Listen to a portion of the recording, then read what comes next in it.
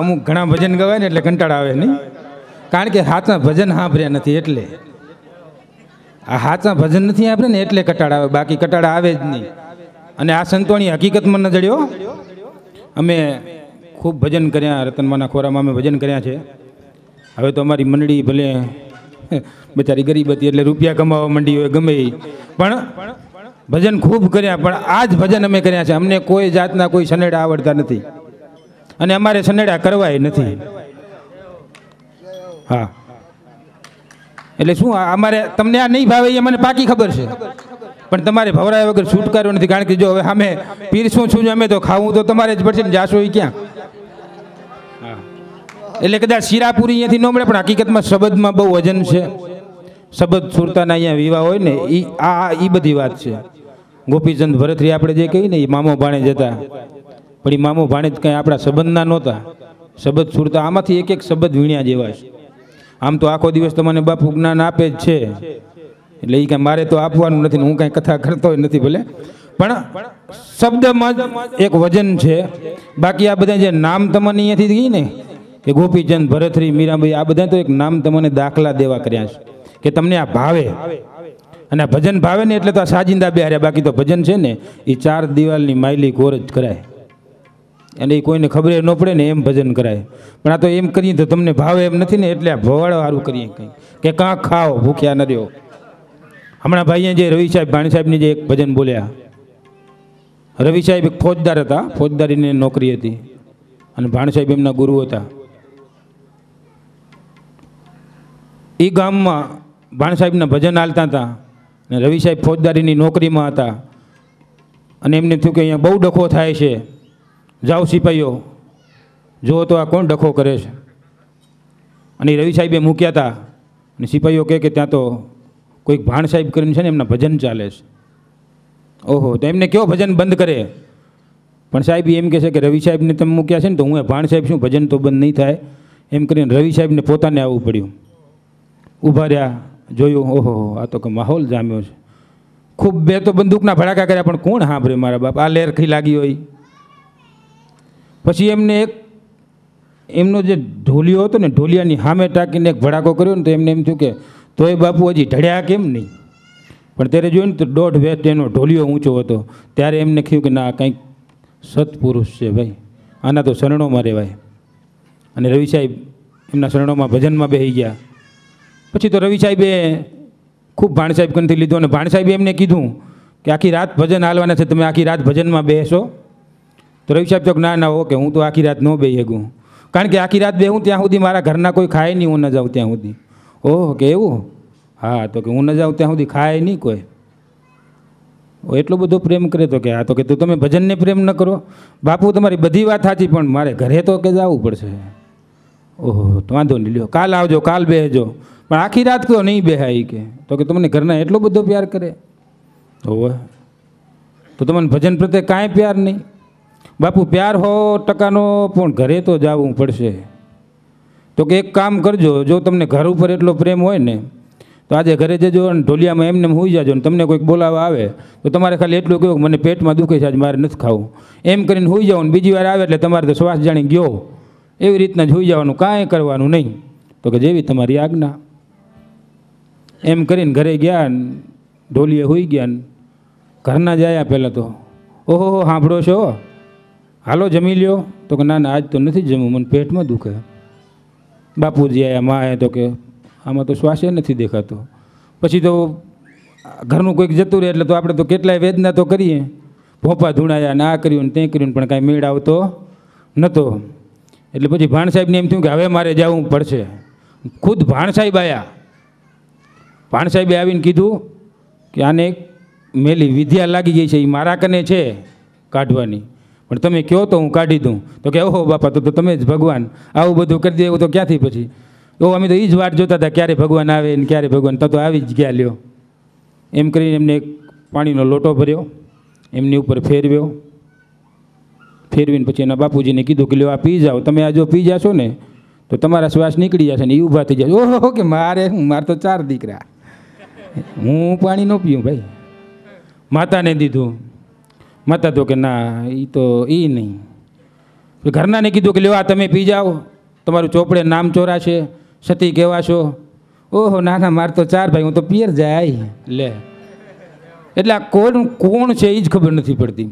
એમ કરતાં કરતાં વાત પૂરી થઈને રવિ સાહેબ ઊભા થયા. ત્યારે એમને થયું કે ના, હકીકતમાં આ જગતમાં કોઈનું હોતું નથી, આ શબ્દ સિવાય કાંઈ છે નહીં. બાકી તમે એમ કહેતા હો કે આ મારો ભાઈ ના મારો ભાઈ, કોઈ નથી.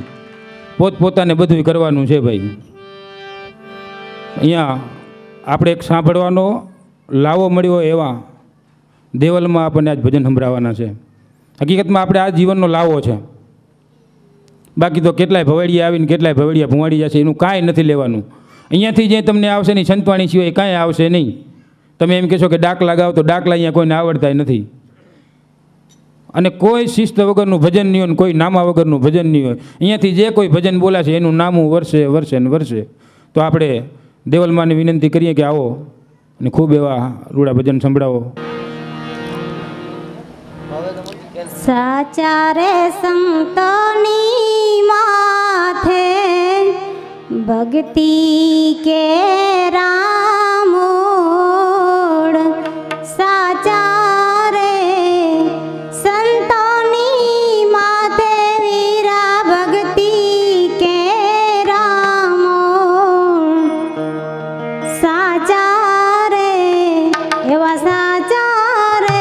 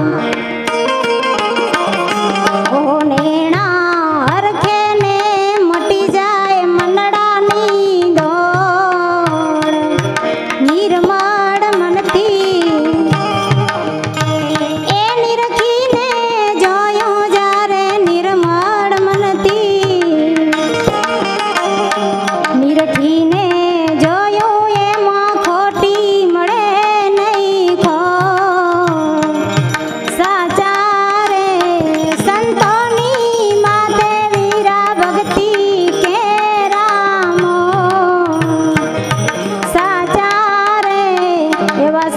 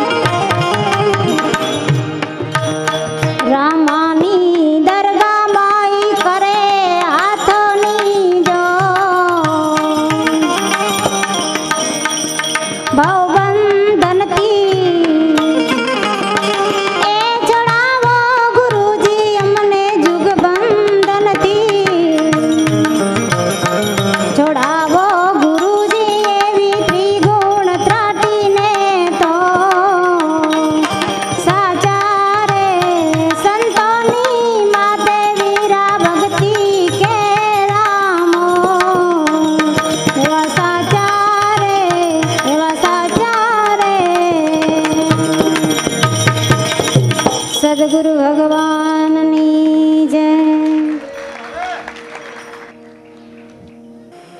કેમ મજા આવી ને?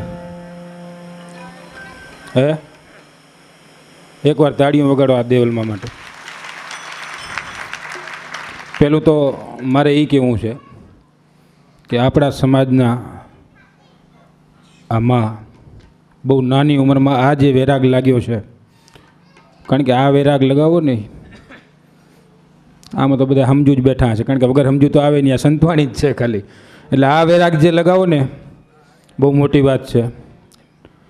મોટા ટીંડલામાં એમનું આશ્રમ છે. ક્યારેક મનમાં એમ થાય કે ના લો માતાજીની મુલાકાતે જઈએ, ઘડીક વાર બેસજો, કંઈક બેક વાતું કરશો ને તો તમને એમ થશે કે આ કાંઈ નથી. રોજ સવારમાં ઉઠીને એની ચાય બનાવીને એને ડખા કરવા કાંઈ નથી ભાઈ. બાકી આ છે ને આ તો ઠીક, હવે સંસારમાં પડી ગયા ને હવે કાંઈ છૂટાયમાં આપત્તિ નથી, પણ આ જે ઉંમરમાં એમને વૈરાગ લાગ્યો છે, હકીકતમાં એકવાર જોરદાર તાળીઓ વગાડો મા દેવલમાં માટે. અમુક ઉંમર તો કદાચ લાગે, હાલો એ તો આપણે સમજીએ લાગે, એમાં કાંઈ નહીં, પણ આ ઉંમરે જે વૈરાગ લગાવો ને ના, ભજન બધાને ભાવતું નથી, પણ એમનો ભજન ખોરાક છે. માતાજી ગાતા હતા ને ત્યારે એમ કહેતા હતા કે કદાચ તબલા પેટી નહીં હોય ને તોય હું એમને એમ ગાઈશ. વિચાર તો કરું એમ કેટલું ભજન ભાવતું હશે. બાકી અમને તો આના વગર ભાવતું નથી. આ 3-4 જોડી તો તબલા તોડી નાખ્યા, પેટીઓ તોડી નાખ્યું, કેક તો સાઉન્ડના ભવાડા કરી નાખ્યા ને વાહ એમ થયું કે હવે આ નો કરાય, કાંઈક ધંધા કરીએ. આ એટલે મૂક્યું છે મંડળ, બાકી મંડળ મૂકવાનો અમને ઈરાદો નહોતો.